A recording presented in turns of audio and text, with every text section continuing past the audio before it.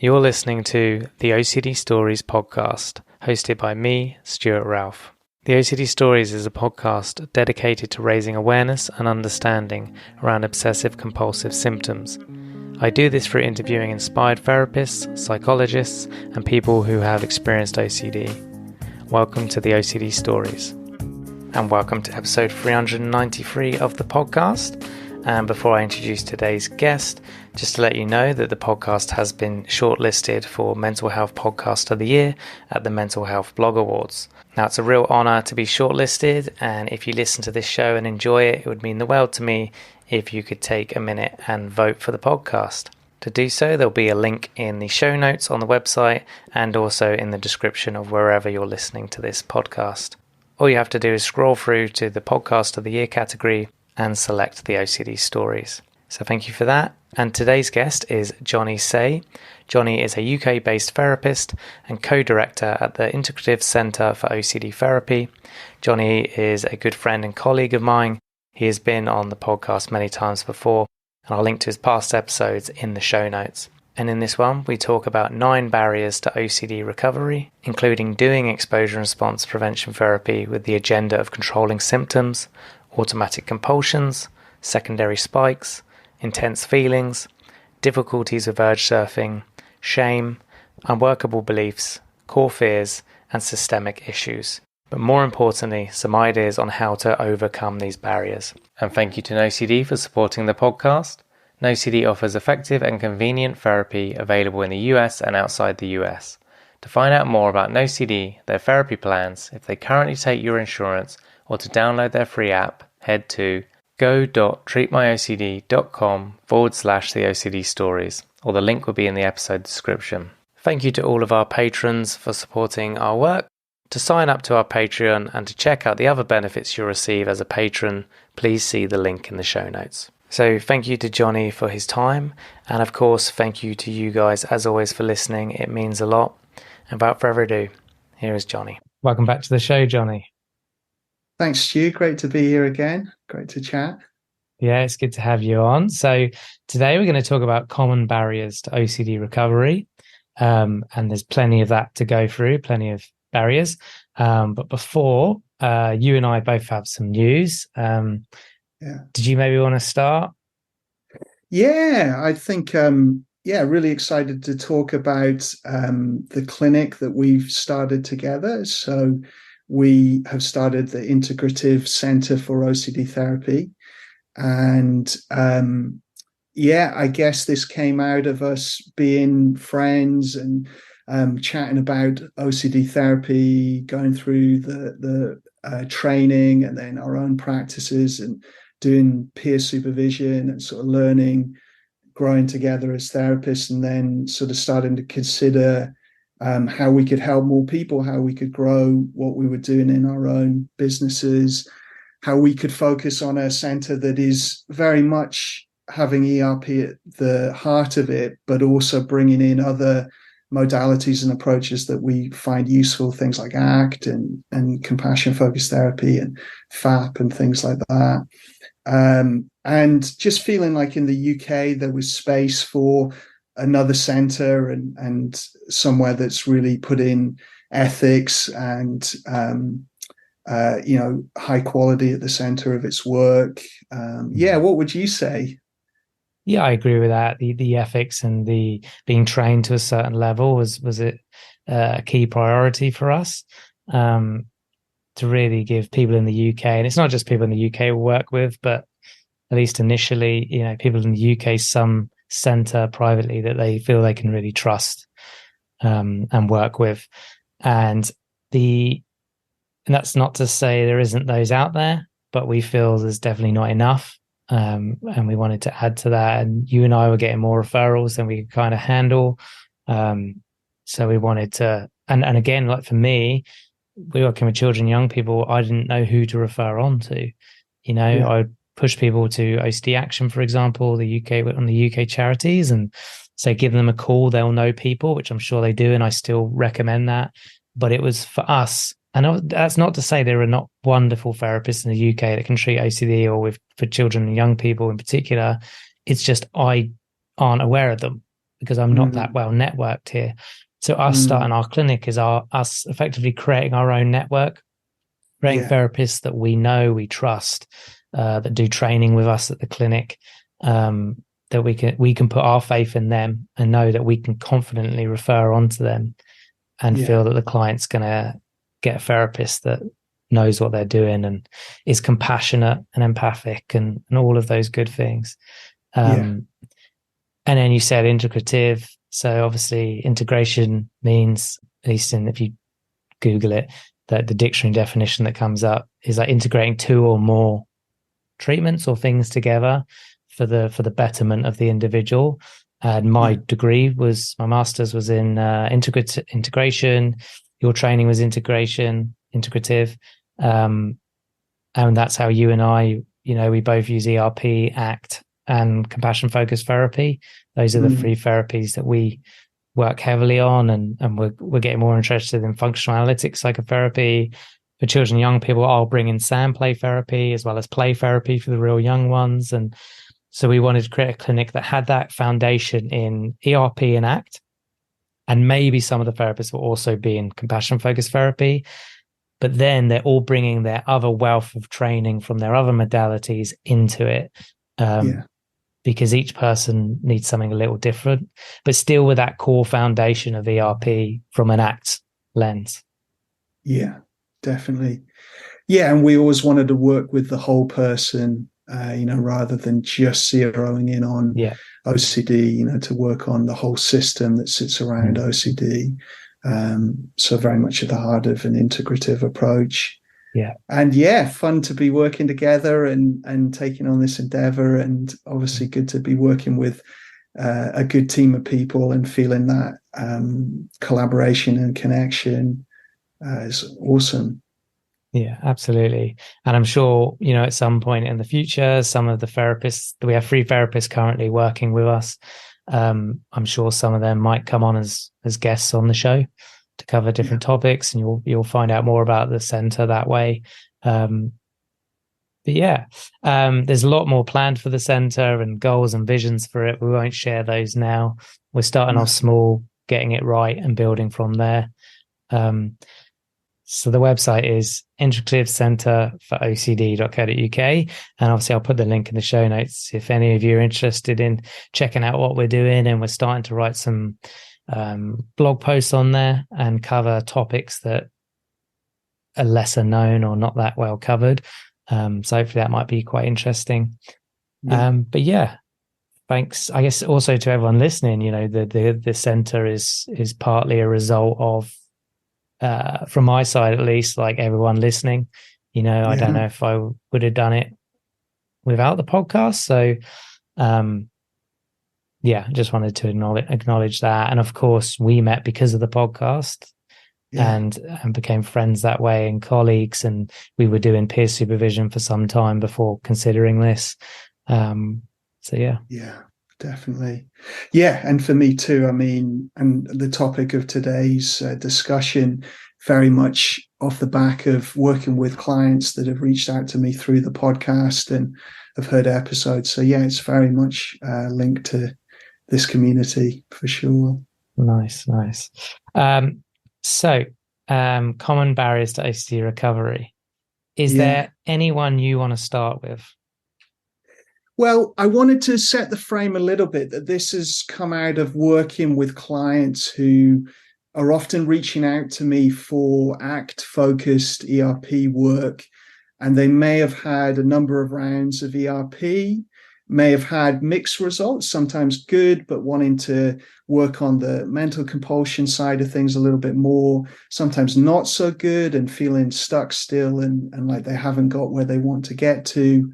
Sometimes people actually struggling to engage in ERP, like the emotions too strong, the barriers that are coming up, some of these barriers are really blocking them engaging in ERP, or people that have had bigger relapses and trying to make sense of the relapse and understand what went wrong.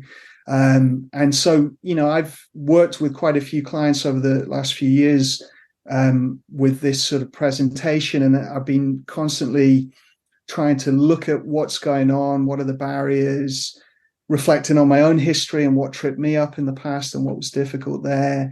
And then also the OCD skills course, the ACT skills for ERP course I've done. I've been thinking about it through that and how to help people, with these common barriers. So yeah, there's 9 of them. I mean, there are a lot more barriers than that, but there are 9 that just stand out to me right now, my current work. So I wanted to go through some of them, maybe pick on some in more detail and define the barrier, but then also look at the antidote or what could help us with it. So yeah, the first one would be using ERP with the agenda of controlling obsessions or controlling symptoms. So to some degree, we all come into therapy doing this. Of course, you are suffering. Anyone who's experiencing OCD knows the hell that you can be in and how painful and difficult and disabling and difficult that can be. And so we reach out to therapy hoping for some relief. And that can, start this agenda of, okay, I'm going to use ERP in such a way that my symptoms will come down predictably. And of course, good ERP is phrased more around compulsions and bringing the compulsions down. And then the side effect being, the obsessions will reduce in intensity or will habituate or will have inhibitory learning going on or whatever frame is held. But all of that can set people up to think, okay, ERP is this predictable thing. If I go through the steps, it will come down, it will stay down, and then I'll go on with my life. And it'll be kind of a bit like the medical model of I take an intervention, I do the intervention right, and things predictably get better. But unfortunately, with our minds are a bit different. So we all know how paradoxical our minds are. And in the OCD community, everyone uses, the white bear example. Don't think about the white bear. And of course, we think more about the white bear. But added to this, if we're using ERP with this agenda, we're also starting to track, is the white bear still there? And the more we track, is it still there? Of course, the more we get the white bear. So if we're tracking for the presence of an intrusive thought and has it gotten better, has it reduced, we're going to just get more of it because we're having to check our mind and checking the content and we're noticing more of the obsessions through that, or we're trying to push them away. So I think, a lot of people have come to me, then they've done ERP, and when they talk about it, the whole agenda has been to control symptoms and to get them down. And then when it hasn't worked like that, actually symptoms have gotten worse or they've temporarily gotten better, and then they get worse over time again. So, really this can, then get people ruminating about recovery and about ERP and about skills, and different experts seem to say slightly different things. And that becomes like a secondary spike, as I talked about in the last episode, where we start to analyze the technique and am I doing it right? Or hopelessness, it's not working for me, something wrong with me. Or that classic one, it must not be OCD because it hasn't gotten better with ERP. And all of this just digs the hole deeper back into the OCD cycle. And really just starts the judgment that really sparks off the whole process. So, I mean, do you relate to that? Do you see that in your work, Stu, as well? Yeah, definitely. With the white bear example, the other one is the pink elephant, right? Don't yes, think about yeah. elephant. Actually, more people say pink elephant. Yeah, the white bear was from that study, right? The videos on the videos on YouTube, right? Is that yeah. I'll remember the guy's name in a minute. I'll try and dig it out and put it in the show notes for anyone listening. Yeah. Anyway, that I kind of often say to my clients, depending on their age, they're really young, I might not, but kind of that white bear, like I say to them, every time you pay attention to those thoughts or give them credibility or focus on them, try and figure them out, you're telling your brain this thought is important to you.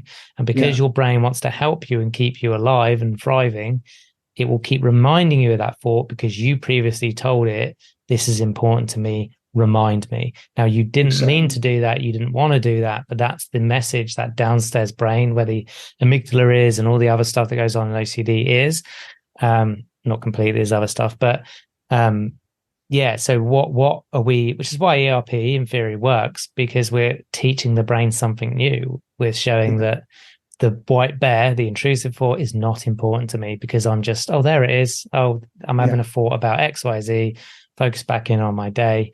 The more you do that, it weakens. It's not easy, but it will get easier.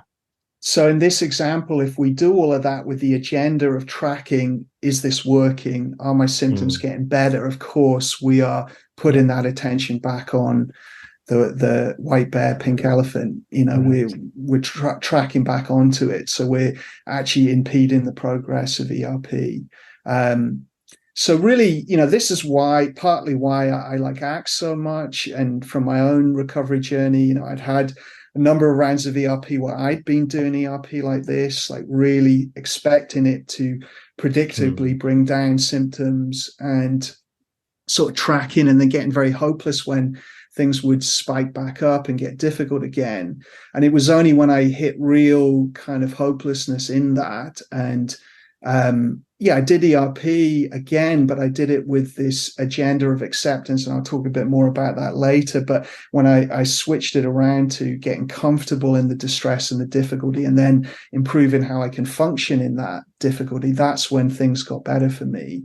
So I'm really, really passionate on this. Like if we can change that agenda from symptom reduction to functioning well with the distress of the obsessions, letting go of the compulsions, and then living our values and goals, then we're not tracking, how are my symptoms going and then flaring them up more. We're tracking, am I living my life the way I want to live it? And of course, we can get OCD about that. We can start to go, is this the, so we have to use our diffusion skills there and go, no, this is what I choose, what I'm going to do. And then I'll let my experience tell me if it's right, not my analytical mind.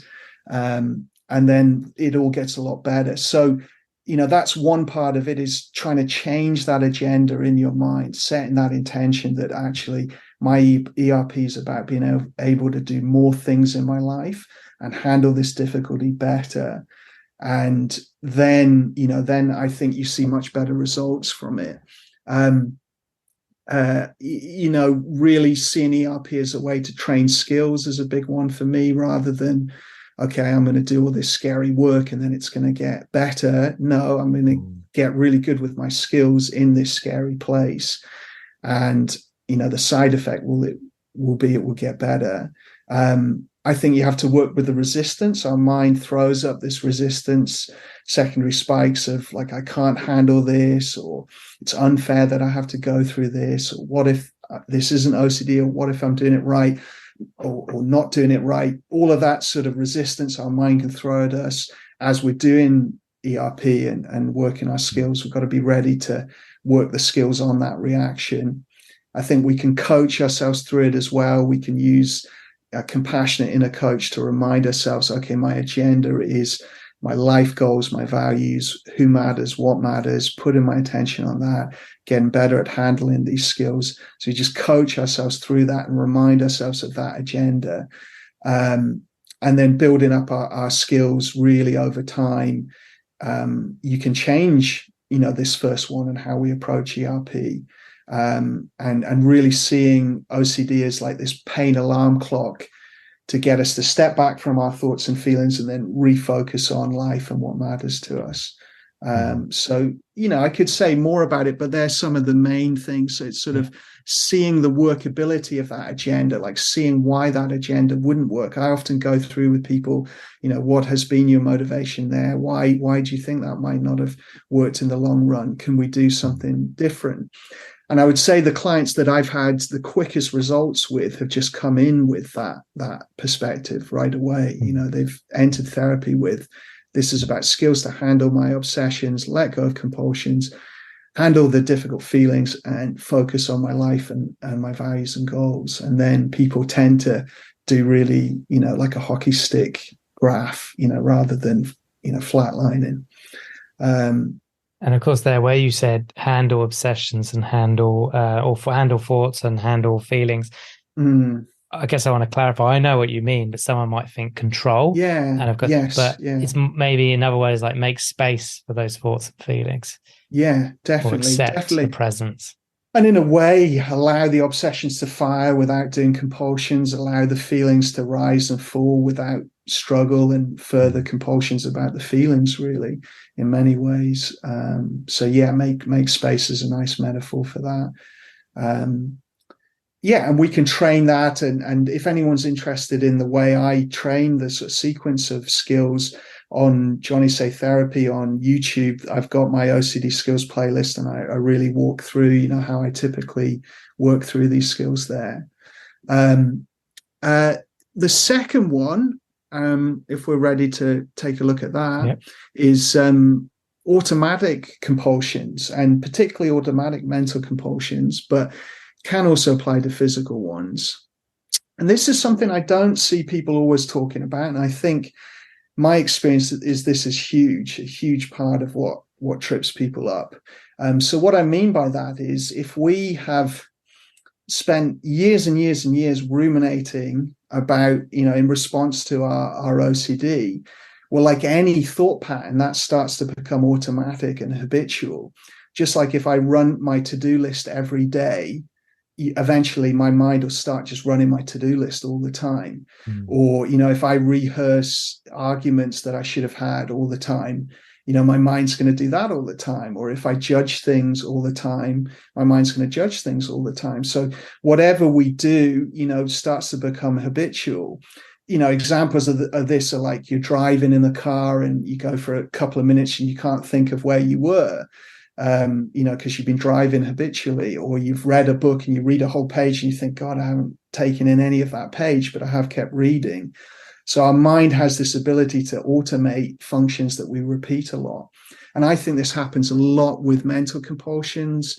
I think some people's minds do this more anyway. Some people have more constant inner monologue. You know, they've done research on this. Some people have very active, constant inner monologue. Some people, it's more, you know, it'll happen and it goes quieter. Other people think more in images, felt sense. You know, not everyone's inner world is the same. And people with OCD often have very active minds that, if they're not on OCD, they're ruminating and planning and analyzing other things. So, you know, no one, well, the people I've seen struggle, often people have just said to them, stop ruminating. And then they've gone, I can't, my mind just does this all the time. And then they've gone, no, you just don't want to stop. So just stop. You know, it's as simple as that. And then they, you know, might do it much more compassionately than that. And they might go, okay, the reason you don't want to stop is because you think it's still solving the problem, or it's, you know, it's keeping you safe, or whatever the motivation might be. And that can be true, but I think some people, it's just habitual. Like for me, my mind would just ruminate and ruminate and ruminate all the time when I was younger, whole big chunks of the day, and then I'd suddenly realize I was doing it. And I think, you know, sometimes OCD therapists are very smart, logical, precise people who are very good at switching on their analytical thinking, turning it off, often have strong self-esteem, sense of self. You know, everything's quite clear and organized. So the idea of just dropping rumination is quite easy to some people, and to other people, it isn't. Our minds are a mess. They're chaos. You don't even know you're doing it. Some people can't even observe their mind very easily, let alone, you know, just let it go. I mean, what do you think of that idea? Have you seen that with people? Have you experienced that yourself at times, like automatic compulsions? Yeah. Yeah, definitely with myself. Yeah, I mean, you make a good point of, you know, what some people might say, I would just stop ruminating, stop thinking about it. And of course, people can stop ruminating, but I don't think it's as simple as, oh, you've said it, so I'll stop. It's a skill that needs to be developed and practiced and honed to know how to stop ruminating.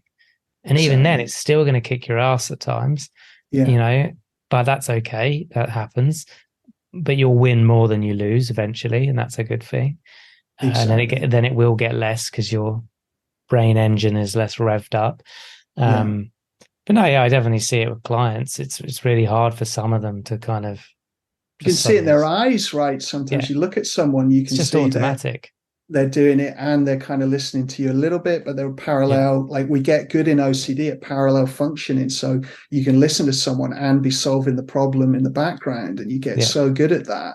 I certainly could. I could listen in school and be OCD in a way in my head, at the same time, or obsessing about something at the same time. And I think you're right. We can, and some overt mental rumination, you can just drop very easily, even from the beginning. There's like really obvious stuff where you can almost feel you're speaking it, you're sub-vocalizing it.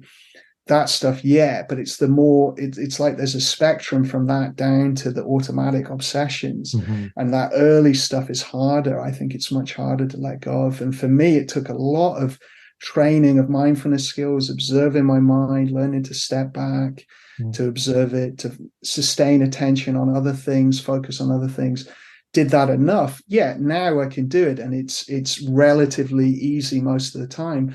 But even the other day, I mean, we met with someone. I'll try and keep it ambiguous so they couldn't identify who it was, but it was let's say an acquaintance that is a bit of a challenging character and likes to wind people up, and they said a couple of things to me that were slightly, provocative, slightly challenging. And after the conversation, my mind wanted to go over it, so it kept on throwing, the thought up, and I wanted to go back and rehearse what I should have said and how I should have said it. And I was able to catch that and step back and refocus on life, and I did it. I would say pretty well, but my mind still kept throwing me the thought, and it would have been so easy to slip into it, even though I've trained this skill tons and tons and tons. That one to me, I think, what can happen is the automatic mental compulsions, as we get better at stepping back and observing our mind and then refocusing and engaging in things that we value, it gets much easier to catch what is under your control there. And I think over time, you learn to do that. And then that's like a meditation class, right? Meditation class, first day, people go, try and follow their breath. They lose contact with the breath every 10 seconds. They're off ruminating. Over a number of years, they learn to catch that, let go of that rumination, sustain the attention on the breath, and you get more focused and more attention. But you can't do it from day one. It takes training. Like no one goes into a meditation class and day one, someone says, just sustain your attention on your breath and don't ruminate. And they do it, no, you get lost in it all the time. So this can make people hopeless because they're like, how can I do it? And I think it's a much more compassionate, kind message to say, we just got to train it and train it a lot and spend some time. For some people, it's much harder to do this than it is for other people. But everyone, it's happening. Like everyone's mind is wandering. They estimate in the Harvard study 50% of the time, our minds are off on other things than what we're doing. So, minds ruminate and analyze and problem solve all the time. And not many people are good at letting go of that. And any therapist on the call, just think about the last challenging client you had who really, was quite confrontational. Were you able to just let go of it immediately and, stop ruminating about that person? No, like it's hard. It's a skill. On automatic compulsions as well, I've seen it. It's not common that I've seen it, but I have seen it in physical compulsions. Yes. Where we're doing ERP and instantly with a split second, they've just done the compulsion. I'm like, what are you doing? You've just undone but they couldn't help it. It was automatic. They didn't even realize they did it. And that's trying to break that and get them to really pause and hang on a second. And exactly. I think it does happen in physical compulsions quite a bit, actually, like especially the little bits of subtle rituals, subtle bits of behavior in there. But then more overt. I mean, I've had clients that can just type on a phone and they're recording their insights and things on a phone as a compulsion, and they're just doing it automatically without even noticing that they're doing it. And it happens with all, people would do it with avoidance. Like avoidance can be very automatic. Before you know it, you've done the avoidance or the safety behavior. So I think, antidotes for me, the big one is, like I said, is training and working these skills and getting better at stepping back, observing our mind, watching our mind, like literally where we hear our thoughts in our head, where we see the images, and getting into this observer position and noticing that. Also sustaining our attention on things that are values based. It doesn't have to be meditative. It can be, with task focused thinking on, reading books or intellectual engagement, but some way of sustaining our focus and training that. In ACT, we use naming and labeling as a tool here. And that's like a shortcut. That's an ancient meditative shortcut to get better at mindfulness. It goes back to definitely the Burmese Vipassana tradition, but you also find it in Tibetan Buddhism, other places where if you put a label on something, you're automatically stepping back. If I say there's Stuart, I'm over here, naming Stuart over there, so there's some distance, and then I can tell that I'm observing you because I'm going Stuart. So if I have that label, I know that I'm staying in that observer position. Now, you don't do that ongoingly all the time, but for periods of time you can use labels to help. And some people say, is it mindful rumination? But it isn't, because I think if your compulsions are automatic, you can only learn what you can drop by observing it and learning to catch the automaticity. So you're not adding anything in as you're being mindful. And the label is only a training wheel to help you get into that observer position. Like, I don't use labels now myself, but they were very helpful to learn that skill of observing the mind. So notice and name, we've talked about before, and notice and name and refocus, that kind of skill is very helpful. I think when it's automatic and you really just can't let it go, diffusion is very helpful, being able to step back and just observe the mind and defuse, so unfuse the thought and the behavior from each other, and to be able to observe it. That I found very helpful with people, because some people, I've had clients that have been through therapy with people where they've been told to stop ruminating, and they've tried, and I've had people read articles and really try it and then just drive themselves insane, like trying to, just stop this thing. So it's got to be done very gently and as a skill. It's like riding a bike, you don't do it effortfully and force yourself to do it. You're going to fall off a bike. You just very gently get on the bike and try and balance and practice it over time. The other thing is setting your intention. So at the beginning of the day, I'm going to catch the automatic compulsions and step back and focus on what I value. And you repeat that to yourself a few times at the beginning of the day. And that's like an implementation intention that means your subconscious mind is sort of tracking what's happening, and it will catch that cue, and then the behavior will come up. Just like you say, when I leave the house, remember my keys. And if you get that in your head enough, every time you leave the house, the unconscious mind goes, oh, keys, it goes keys. And then you remember to get your keys. So we can cue up behavior like that as well, so that it happens for us. I found that very helpful with this sort of stuff. So yeah, that's the automatic compulsions. Should I go on to the next one? Or yeah, please. Yeah. Well, the next one, you'll be pleased to know, is quick.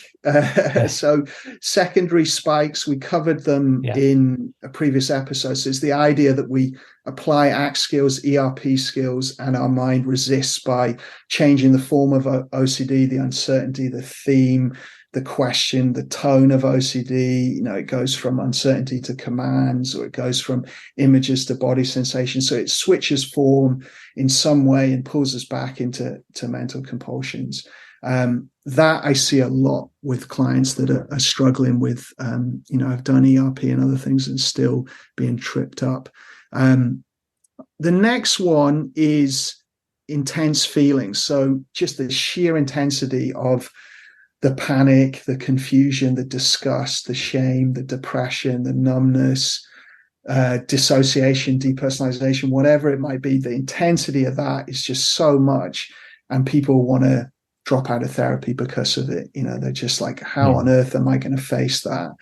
And it becomes this barrier. I see that a lot with the subgroup of people I said that had tried ERP and couldn't get themselves to do it, or it was just very hard to face that. And I think we need to be incredibly compassionate with this, because no one likes intense feelings. Like no one wants to willingly have, depressive, overwhelm, panic, whatever it might be. All humans struggle with intense feelings and want to try and push them away and get away from them, and just look around you to see that.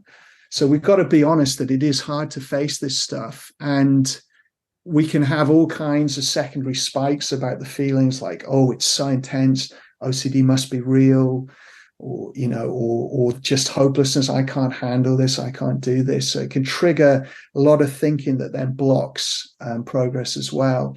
One idea I have on this is I also think that people have different volumes on their nervous system. I think, some people just have more intense stuff going on. And the classic example I use for this is if you compare an autistic meltdown with a panic attack when you have insight that it's panic.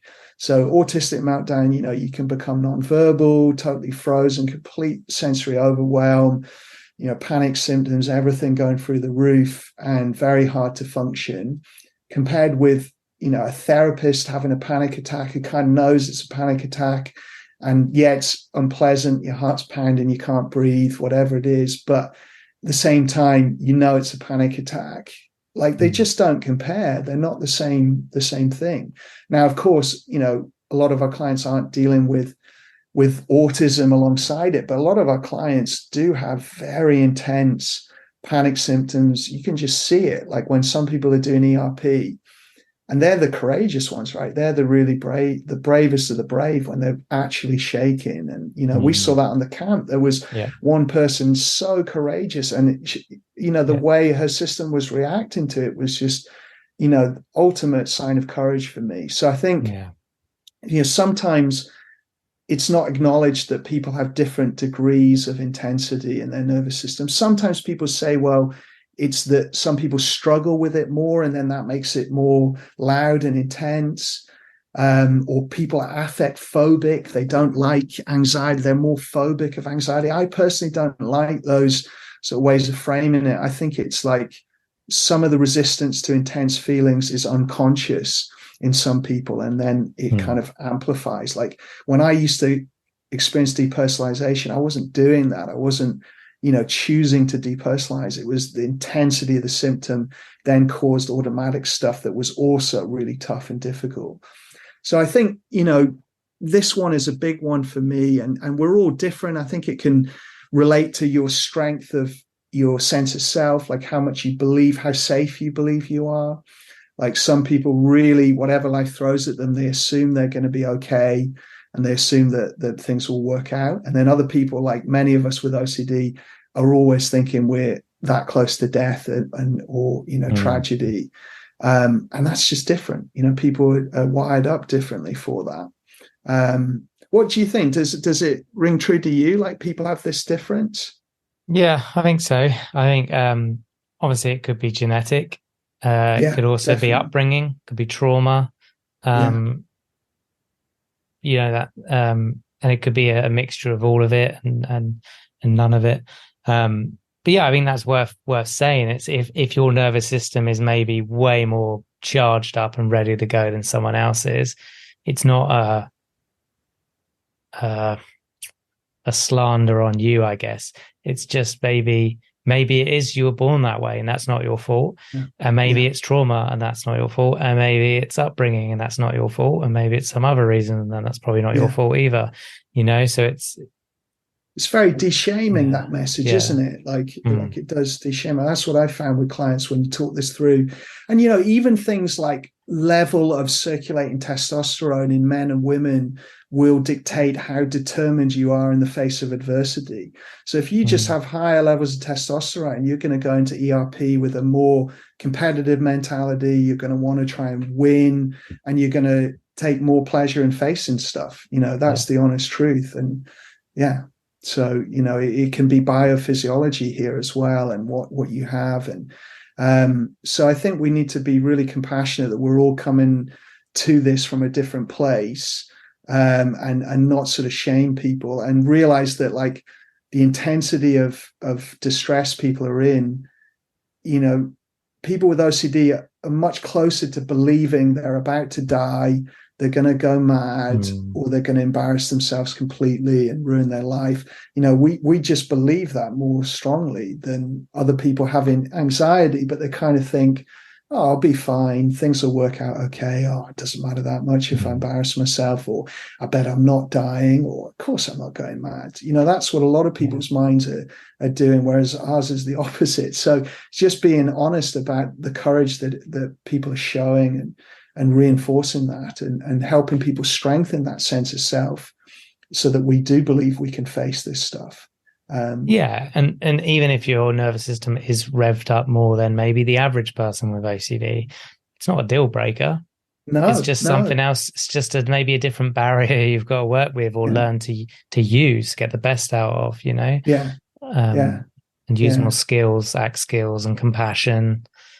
That's exactly it.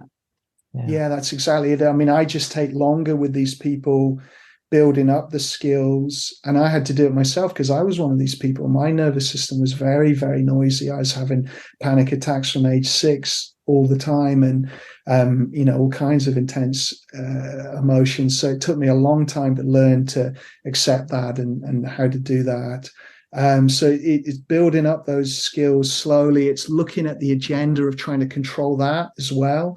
That the more we try and control that, the more it makes it worse. And trying to get that kind of workability of, okay, am I going to put my life on hold because of these intense feelings, or am I going to spend all my time trying to find the solution, find the magical bullet to this, or am I going to start building up my capacity to be with them and to function well with these intense feelings?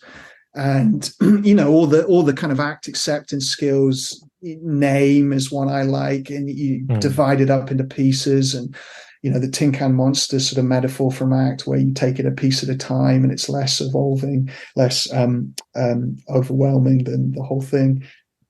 Using curiosity. I like a modified version of dropping anchor, where you're just briefly acknowledging the thoughts and feelings, spending more time getting into your body, more time engaging in life, and engaging quite actively in tasks and connection and things like that. Not as distraction, but as a support for your focus, to allow this difficult stuff to be there in the background as you engage in what you value, and building that skill up so people trust they can do that even with intense emotions, and then drop in the body part of that and working more the diffusion acceptance and present moment attention as you start to do ERP, and working it up that way, and just taking the time that some people need to take to get there.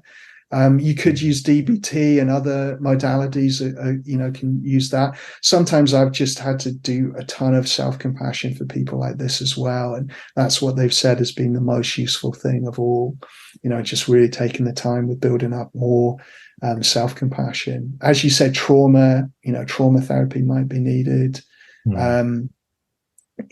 Courage with other people.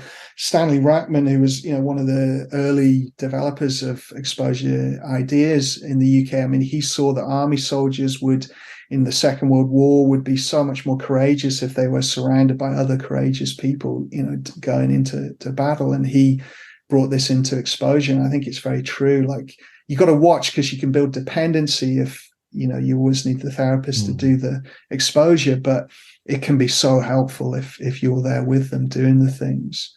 And staying at a level and stabilizing, not having to push all the time, and stabilizing where you are so you build capacity. But the thing to say is, like, I often like the idea of taking it slow with things like this and building up the capacity. But the reality is, sometimes life and OCD just dumps these intense emotions on you, and you're in them all the time. Like, for me, at my worst periods, I was in these, rolling panic attacks through most of the day, and then it would tip to other emotions. And like, I had no alternative other than to try to lean into it and learn to accept it. And then the more I did that, the easier it got. So it was like a positive cycle. But sometimes you can't really take it gradually.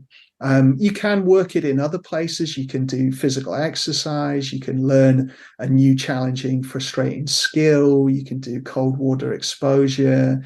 Get yourself up earlier than normal and work with tiredness. you can do it, you can build up these skills in other things and then bring it into ERP. That can be very useful as well. So the next one related to this is difficulties with urge surfing and behavior change generally. So it's a bit similar to the intense feelings, but it's more around the urges to do the compulsions, and that people are often told, just sit with it, just resist it. And really the intensity of that urge, it's unrealistic that someone can just do that immediately, especially if, again, it's been reinforced over and over. And this is often the physical compulsions, but it can also be the mental stuff as well. I think the idea of urge surfing here is the key. Like Marlett developed this in addiction work, how to surf addiction waves, and then Russ Harris has really refined this in ACT, and I use this a lot. My own version of urge surfing is the idea that the urge is, well, using it as a metaphor, first of all, that the urge is like a wave. The more we can kind of crest that wave, go up it, and then let it crest and come down, the easier it's going to be to surf it and resist it. But there's things we can do to help. And I break it into these 3 steps. So the first step being to notice and investigate the urge, to step back and observe it and deconstruct it into its pieces, the thoughts, the feelings, the different aspects. Then to connect to your motivation, which is really your values, your goals, and workability, or the cost, looking at the cost of the behavior. So you then start to reflect, what do I want to be about in my life instead of OCD? What matters to me? Who matters to me? What is this costing me giving into it? Does it work for me in the long run? So you try to increase that motivation through reflection. And then you choose a valued alternative behavior. So rather than the OCD compulsions, what am I going to do? What valued actions am I going to focus on? Not as distractions, but as supports and things that we value. And I know you're a fan of urge surfing, right? You use that as well. Yeah, How did you find that with kids? Like, can they get their head around urge surfing? I have more luck with dropping anchor than I do urge surfing. Yeah. And maybe I'm just better at selling and demonstrating dropping anchor than I am urge surfing currently. So it might. Yeah. But do you know, I don't really do it with the young kids. I don't teach them that skill. It's more the teens I'll teach urge surfing. And I'm not sure why I don't teach the younger kids. I probably do in some adapted way, but I don't call it urge surfing. Yeah. But yeah, with the teens, control is probably harder in younger kids, right? You have less prefrontal cortex. It's more difficult. Yeah. I mean, in a way, I would see dropping anchor and urge surfing are really the same thing, really. You almost in some ways don't need to do, like, I think sometimes I found you add something by putting the motivation in and doing that reflection. You can do that into dropping anchor. And then the valued alternative is just the engage part of dropping anchor, the ACE, the engage. So they're the same thing, really. So yeah, I think the key difference is, for me at least, when I look at it, is urge surfing. It's the make space. It's the M of tame. That's the acronym for urge surfing. But whereas dropping anchor, it's in it, but it doesn't directly say it. So it's, can I make space for this urge, ride it out? And I think that can be really useful. And that's something I take out of urge surfing a lot and teach and remind. And we work on this. Can we make space for this right now and not act on it? Can we? So I'll probably lean on that more than I do urge surfing, but I do use it. So you can add that metaphor into dropping anchor, really, can't you? And then, it's the same sort of thing. Yeah, things that I find are helpful with this. I mean, I do a lot of imaginal practice with clients on this. So you visualize where the urge to do compulsions comes up, what might be the thoughts, feelings, contextual triggers that set you up for it, and then practice urge surfing with the memory. So you imagine resisting those compulsions at that point and running through these steps, or dropping anchor you could do, as you're saying, at that point. And doing a lot of that, doing a lot of imaginal mental rehearsal and working, because even thinking about the compulsions will often trigger in us the kind of restless, tense sense, I want to go and do the compulsion. I mean, if we're really stuck in it, you just say the compulsions and you want to go do the physical compulsions, or you want to start ruminating. So that's one way of working it. Russ Harris does things like getting you to hold a raisin in your mouth or a sweet or something and try not to swallow and catch the urge to swallow and notice what that's like. Obviously, some clients that wouldn't be so suitable for, if you've got sort of swallowing issues or anything like that. Might be intense right away, but a lot of people that can be a good way of simulating a easy urge. I really like that idea. It reminds me of like the whole donut, the ice sugar ring donut. Yes, And try to eat one without licking your lips. I don't know if you or anyone else exactly. listening has ever tried that. It's It's a incredibly nightmare. hard to eat the whole thing and not lick your lips. But again, Yeah, that's a way of practicing urge surfing if you really want to lick your exactly. lips, but try Exactly. not Can you to. notice it? Step back, observe it, remember your motivation, why. And when I'm using the motivation, I'll not get people to do that all the time through urge surfing. They'll just come back to that at times when motivation dips a little bit. I think other things, delaying the urge. A lot of people use this in the ERP world. It's a great technique, just delay it. But I like to delay it and urge surf. So you're not just delaying it and kind of forcing yourself to not do the compulsion. You're going, and I'm going to practice urge surfing over that time that I delay it. And if I've done that, even if I slip, I've won. I've scored a point there. Mindfully slip. People don't always like this so much, but in addictions, it's a very popular technique now. So people will get you to smoke mindfully and to really notice like every detail about it, and it can start to disillusion you in thinking that it's good. Because often something like smoking, we're using memory of like the first time we smoked, and every movie star we've seen smoke, sense of relaxation. All of that is convincing us that it's pleasant, but actually, if you pay close attention, you start to notice the aversive like stuff. crap. Yeah, exactly. And I think it's the same with compulsions. If you can't resist it, but you mindfully notice what's going on with detail, you'll notice it isn't really delivering what it promises. You don't feel this deep sense of ease and relaxation. It's just scratching the itch. And then the next time it's a little bit easier. Slip and recommit's a big one. If you do give in, okay, let's just slip and recommit. Try again. Try and urge surf again as many times as I need to. Catch the compulsion at any point in the cycle and start to urge surf. Even if you began it, try to step back at that point and do it, and watch for the reason giving. Your mind will tell you why to, just get it done, get it over and done with, or I can't do it now, it's too intense, or I'll start again tomorrow. Catch that stuff and then try to do it now, because if you can't do it now, it'll be equally hard tomorrow.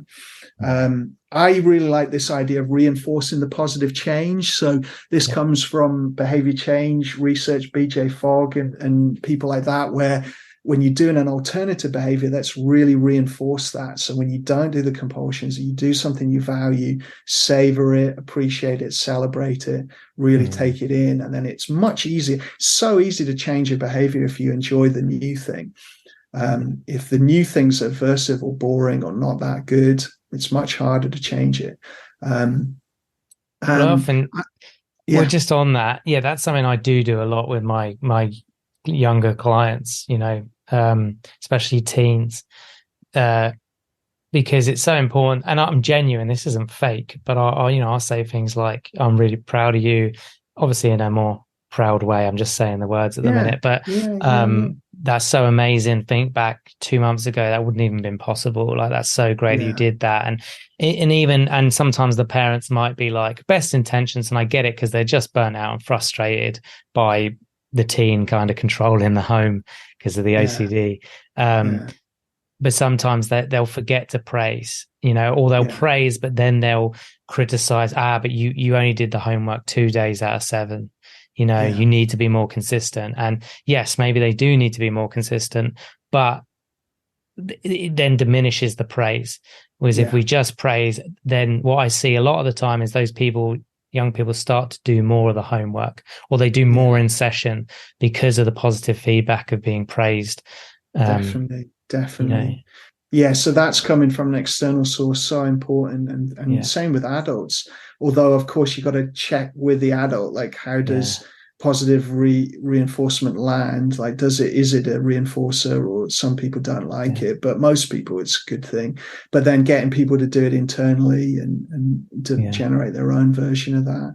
I think infusing the whole thing with self-compassion, every part of urge surfing with self-compassionate self-talk and using that. And I think also reflecting on the urge to change it outside of the time you're urge surfing. So 4 or 5 times a day, just reminding yourself the cost of the compulsions, the values and goals and things you want to move towards instead, and trying to reinforce that reflection many, many times so that when you get to the challenge, it's strong and it's in you. Like an athlete thinks upon their goals and what they're trying to do, and they reflect on it a lot, and then they go and compete, and it's a stronger intention.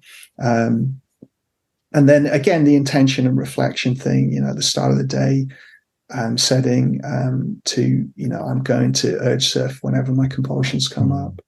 The next one is shame. And we covered this a bit in the last podcast as well, or not the second, well, a little bit in secondary spikes, but I think the one I did before that. So I won't say so much on it again. But really that shame can be such a barrier to doing ERP if we've got this intense inner critical voice critiquing how we're doing ERP. Are we doing well enough? Are we improving? What's our recovery like? We can also have shame about the content of our OCD, the thoughts, the taboo thoughts or the embarrassing thoughts or the compulsions it's getting us to do. We carry so much shame there. And then also shame can just be in us from our history and, our attachment and school experience, and bullying is a big one I see over and over again. And some people are just more epigenetically vulnerable to shame, I think, as well. And I think all of this can become a barrier, because you imagine you're trying to do something as hard as ERP and you've got that harsh bullying voice in your head alongside you. I mean, it's going to be a nightmare. So sometimes to really work on diffusing that critical voice and building up that compassionate, supportive voice, and actually doing that first again before ERP can be very, very helpful. What do you think? Do you see that one as well? Yeah, the inner critic is a huge thing that I have to work on. Well, maybe me personally, but I mean my clients, especially the teen years. Yeah, like you say, once bullying's kicked in and other stuff's gone on, and they just feel like they have nothing good to say about themselves, which is really heartbreaking, because usually all my clients are pretty cool people, but their view of themselves is just dire sometimes, and you have to really work on that. To think they're worthy of. It is, to see that, isn't it? Yeah, to think they're worthy of what they're so young on as well, change. Yeah, so I think, as you're saying, Stu, there as well, is like the therapeutic relationship reinforcing the compassion. So you feeling that pain towards your young clients, that reinforces something that changes it as well, I think. And people will report that over and over again when you ask them what was helpful in therapy. So often that compassionate perspective. And I think one thing it does for me as well is gives you an internalized sense of security to face the ERP. So you get this kind of internalized secure base from this compassionate perspective, and learned in the therapeutic relationship that can make it easier to do ERP. But then it's also easier to take our minds less seriously if we are compassionate. If I realize that everyone suffers in life, everyone has a tricky brain, and actually it's nothing about me, it's just the human experience. If I truly believe that, it's so much easier to let obsessions come and go, not do compulsions, feel this sense of I'm good enough. It says nothing about my worth. I'm worthy because I'm here and because of the actions I do. That's it. It's so much easier with compassion.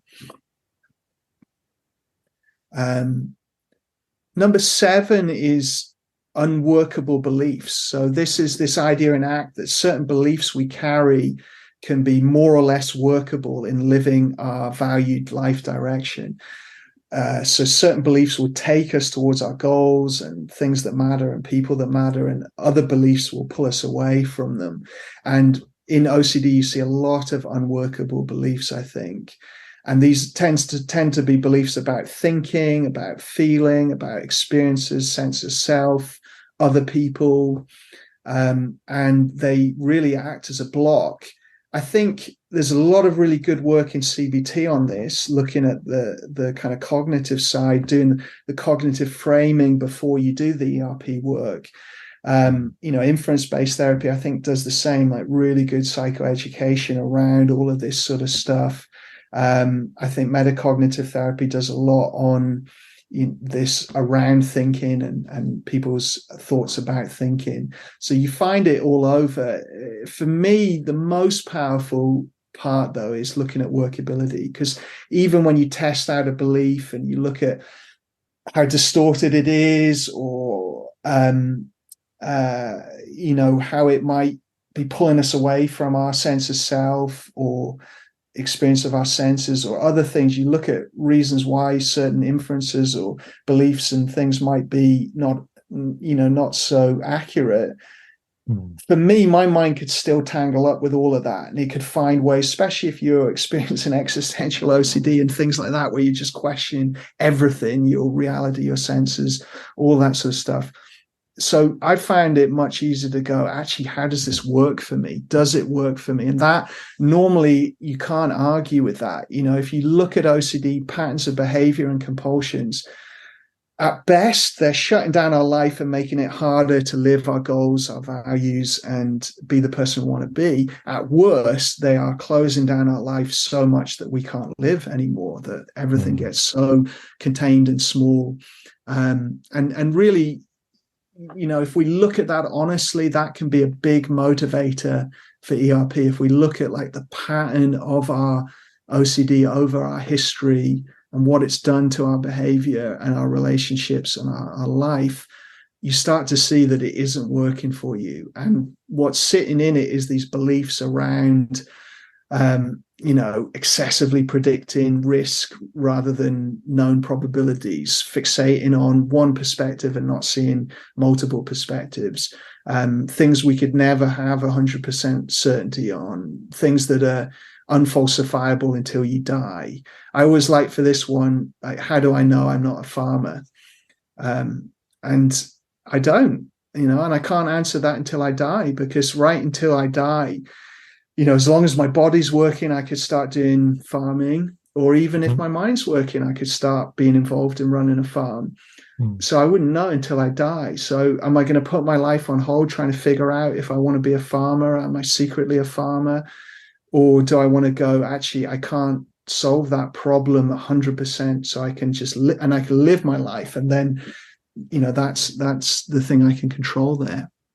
So yeah, these beliefs sort of trip us up into these patterns and ultimately keep us in compulsion and avoidance. And the worst, as you'll know in your clients as well, it just leads to this path of shut down life, not able to do anything. And OCD is saying it's protecting us. It's saying it's protecting us, but it's pushing you into this world where, you can't do anything. So yeah, I think workability is, for me, the best thing, because it's drawing on our experience rather than thinking. We're not arguing with the thoughts about OCD or the logic or how we're processing the world. We're going, what's the experience of the impact this has had on my behavior? So the best thing to do is to identify these beliefs, beliefs like intense thoughts and feelings must be meaningful. Thoughts and feelings are always true. Having the thought is as bad as the action. Body sensations are always reliable and always good information. I can't let go of compulsions. I need a clear mind to live well. Other people don't have these bizarre thoughts. I can't handle these things. These kinds of beliefs that just sit in there and trip us up, and we need to kind of pull back, examine them, write them out, work it through with a therapist, challenge their workability. If I put them in charge of my life, what's it going to do over the long run? And then try to use that as the motivator to go into ERP and ultimately either change the belief through diffusion and action and ERP, or lessen the grip of the belief. If we can't change it completely, lessen the grip of it so that we can do the things that matter. This sort of stuff, you don't want to be doing it during an exposure. You're working it through with people, with a therapist in session to motivate you to go and do the hard work. Otherwise, it can become too analytical and mental compulsive. What do you think? Do you relate to that one? I'm sure you're well aware of these sorts of beliefs.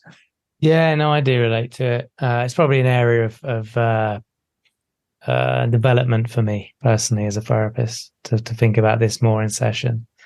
But yeah, it does come up. Absolutely. Yeah. You said, you can't work on this during an exposure, because at that point they're in their downstairs brain, they're anxious, their upstairs brain, the smart, rational, cognitive part is not offline, but it's being overpowered. Yeah. See, they can't process or think as effectively as they might need to work on this. Yeah, exactly. So the same in an episode as well, and it's very intense. But it is a huge motivator. And some clients I've had where actually they can't disconfirm the fear. Workability has been the most useful thing, because we've been able to go, well, we can't get 100% certainty on that. Yeah. But we can see what the impact it's having on your life. And really, is that the life you want to live? And then that's been a motivator to face it. And you can use that reflection as you can crystallize it into a simple sentence of, this isn't working for me, or this is costing me my family, or my work, or whatever. You can try to put it into a quick sentence to help you motivate. And then, it's really the cost and then the values and goals and things you want to go towards, and put that into a statement. The next one, core fears. So everyone is often quite aware of core fears in the OCD world these days. I mean, people like Edna Foer did research that this was one of the real things that was tripping people up that weren't recovering, was not enough exposure, imaginal exposure to the core fear, and learning to tolerate that distress and give up the rituals with it. For me, I emphasize this because the turning point for me in OCD recovery was really when I was struggling with primarily health anxiety and existential OCD, other stuff in the mix, but they were the main themes.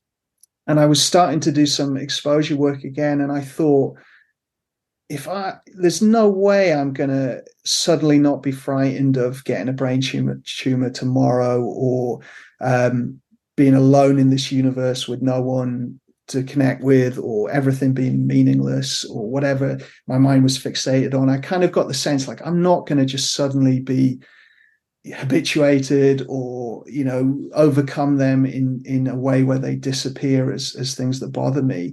So I thought, well, what I can do is get comfortable in that place of panic and dread and distress and depression. Sometimes it was triggering as well. I can get more comfortable in that place, and then learn my skills. And that will help me. That will help me in life when I face suffering and difficulty and loss and other things. It'll help me if those stuff did come to pass. At least I'd have some skills that I can try to use on that scenario. And that was a really helpful point where I really brought the ACT skills deeply into the exposure work I was doing. It changed my agenda related to the first point we talked about.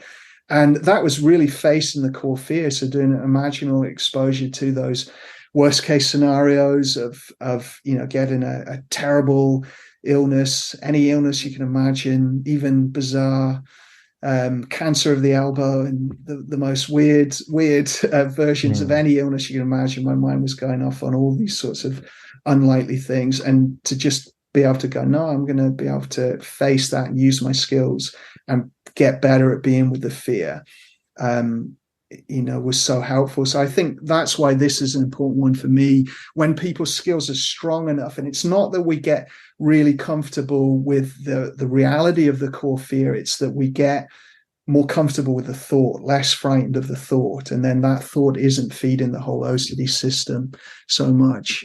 So we can use, the downward arrow technique and try and dig into it. I think about sort of three main areas, like the fear of harm or death to self or other, unhappiness or suffering for self or other, and then social disconnection, which relates to both the first two, but is a category on its own because it's so important for humans. And then it can show up different. The core fears can be different for different people, but creating some imaginal exposure around that and then practicing the skills in response to it. And it can trigger other things. It can trigger sadness and grief, and getting good psychological flexibility with that stuff as well, and compassion for it. And I also think it also links to values, in that if we flip it around, it tells us what we care about. So if the core fear is very much about loss of others, well, let's get out there and start connecting with people and prioritizing our relationships. If it's about our own misery, well, let's make sure I'm prioritizing my hobbies and fun things and things that matter to me. So yeah, I find the core fear and the values so interrelated and so important. Yeah, and I'm touching on all of these, and hopefully it's not too much information. If anyone wants to go deeper, I have done videos on the YouTube channel on each of these, and we could cover things in more depth on their own. But there's one more, which is a big one, but I'll cover it briefly, and we can always focus on it again. But it's really systemic issues in someone's life. So it's things in their life system that are stresses and are causing excess stress or extra stress on the system that's then exacerbating symptoms. And I think of mental health like a complex system with lots of inputs. I don't think OCD is ever one simple thing. I think, sometimes it's very epigenetic and biological and about the internal mechanisms. Other times there's certainly links to things in people's lives, and there's people's life history and traumas within it. And it's very different for different people, is the way I see it when I explore it with people. But it's like there's this big complex system with different inputs, and all of it, presents or adds to the person's mental health challenge. And in one person, it exacerbates depression. In another person, it exacerbates GAD or panic or something else.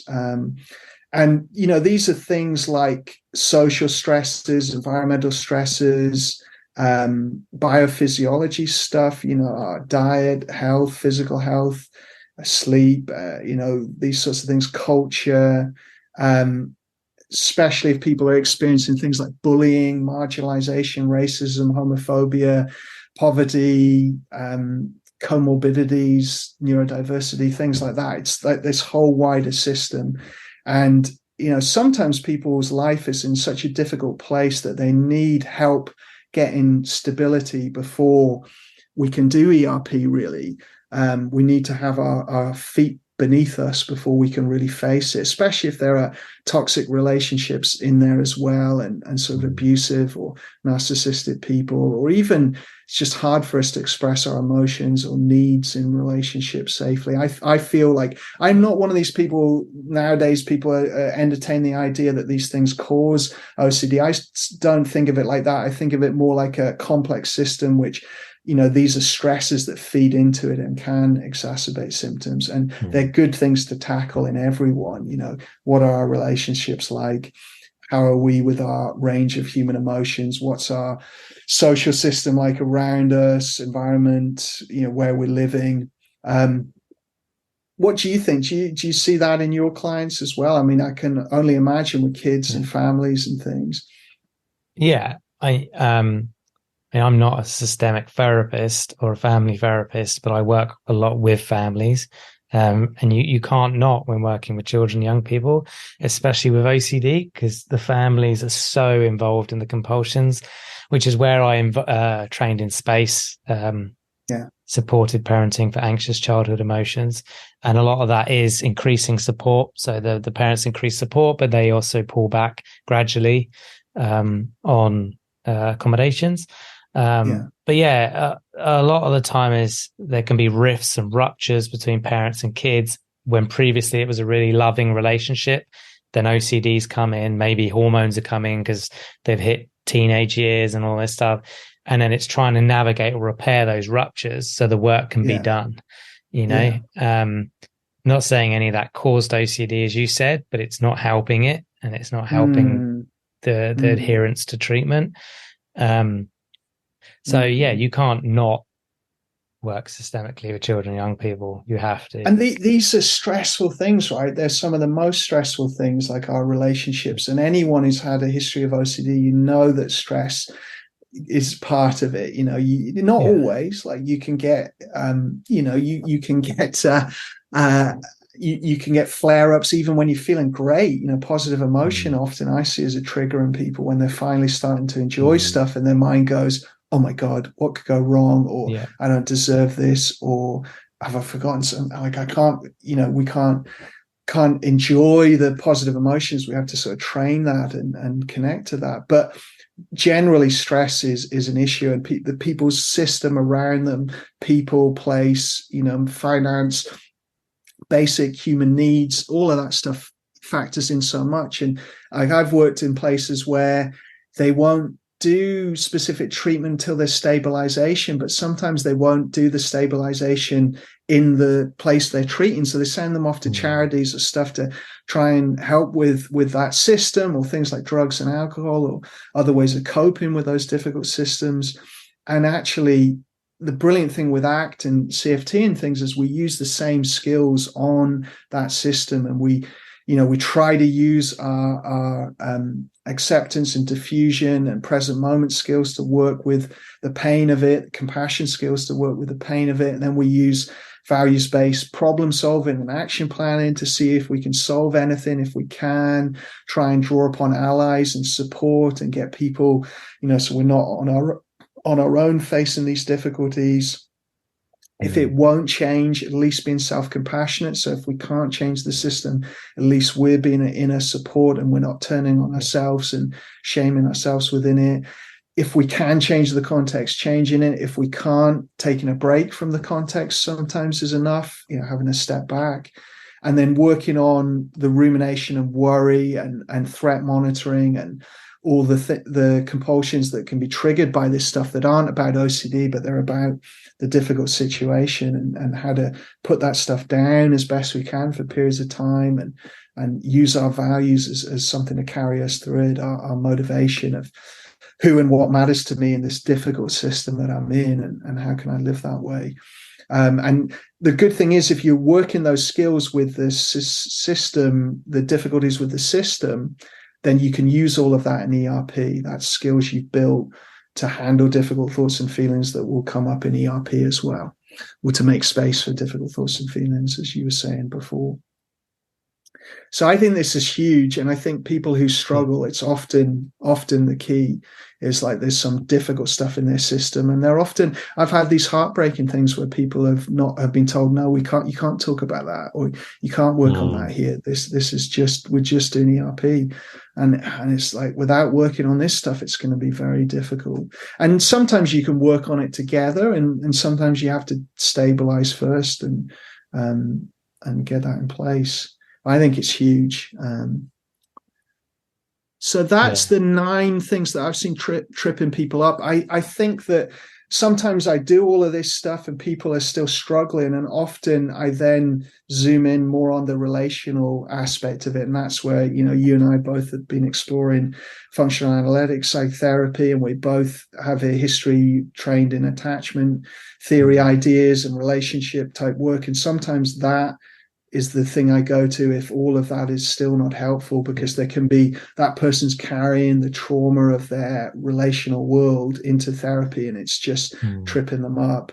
The other one where I still struggle with, even after doing all this stuff, is when people cling to that agenda of, I just want this to be gone and I don't want to put up with it anymore. And they'll either avoid ERP work and avoid and pacify the OCD with the compulsions because the cost isn't enough yet, and they're imagining maybe I can get through just doing all these compulsions or ruminating and living my life, and maybe it will be okay. And they're not kind of thinking of the long term, what will happen in the long term of doing that. And you get this a lot with teenagers, right? They're not enough in touch with the pain to make the change yet. Or they start looking for other magic solutions. So they go to another therapist, another self-help program, read another book, go and learn, from another podcast or something else. And that's the tricky thing, and that's the tough one there, because of course we all want a magic bullet and something that makes it easy right away. But personally, I don't think that's out there. And I think skill-based recovery, that works, and that is there. So I'm more focused on that than anything else. Yeah, you're right. Look, those are all I don't say awesome barriers. It's good. It was awesome to hear it and understand it. And I think obviously everyone listening is probably going to be able to relate to at least one of those right now. Yeah, get something from it and hopefully shift something in their own journey. Or bring it to their therapist, discuss it with the therapist. Hey, I heard this on this awesome podcast. And just share and see what comes out of it with the therapist. Definitely. Or just reflect on it yourself. But definitely. Just say thanks, Jonny, for obviously coming on today, sharing your expertise. And I will link to your YouTube channel as well, so people can go to show notes and click that. And yeah, awesome. And obviously our clinic starting. So if anyone wants to just check it out, just out of curiosity, then link in the description also. Brilliant.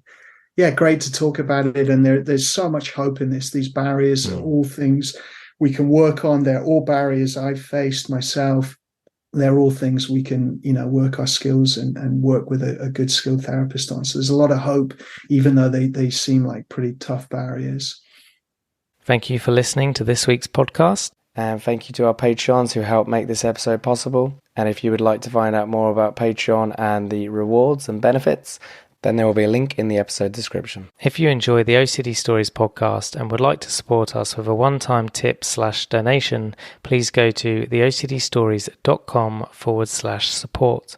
All tips, no matter how large or small, are greatly appreciated. Please subscribe and rate the show wherever you listen to the podcast. And thank you to NoCD for supporting our work.